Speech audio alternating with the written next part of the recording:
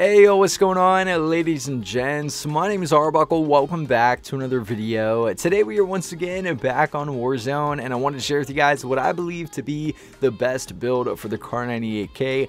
Many of you watching the stream recently have been watching myself do really well with this thing and have been asking for this specific loadout. And in today's video, I wanted to share that with you. And this isn't just one specific class. I also want to share with you guys a few attachments that you can change based on your play style, whether you're playing super aggressive with this thing or you're playing super defensive. Hopefully you guys will be able to take this thing and do really well. Now what you guys are watching right now are just clips of me dominating with this KAR98 just before you actually throw in these attachments for yourself, so you can get an idea of what it's going to play like. Now without further ado, let's jump into the attachments.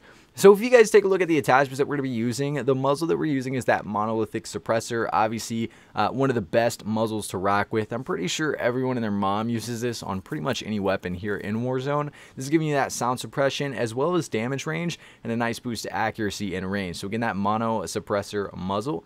The barrel that we're using is the Singuard Custom 27.6 inch, giving you damage range, bullet velocity, and recoil control, and a nice boost to accuracy, range, and control. So again, that Singuard Custom 27.6 inch barrel. Now the laser that we're using is the tack laser, obviously the only option. Now this is one of the attachments that I tend to bounce back and forth with. The laser is a really good thing to use if you're playing somewhat aggressive, because obviously you're getting a nice boost to that ADS speed. You're also getting aiming stability and aim walking steadiness. So this is going to give you a nice boost to accuracy, a nice boost to mobility and control. Now sometimes I don't like using the tack laser because I don't like players seeing where I'm shooting them from. So if I'm aiming down sight, you know, at somebody running, and they see that laser, they know the shot's coming. If I don't have the laser on, they don't know it's coming, and it's much easier for me to get a couple shots off while they're just running around with their heads off. So the tack laser is a pretty good option if you're playing aggressive and you're going after multiple people at one time. So that's a laser that we're using. The optic that we're using is the sniper scope. Now, we're using the standard sniper scope. Obviously, this is important with the KAR98, but a lot of players in my stream have asked me why I don't use the variable zoom scope. First of all, you're losing a little bit more ADS speed with that variable zoom, so that's why I like having the sniper scope, but also it's not really necessary to have that extra zoom. As most of you guys know, this KAR98 isn't that great from extremely far unless you're just absolutely doming someone from 600 meters out. So I don't really think it's worth having the extra zoom there, losing the ADS speed, because again, it's really not going to make that much of a difference. So that's why I stick to the sniper scope optic on this KAR class. And last but not least, the stock that we're using is the ST-Vol Precision Comb.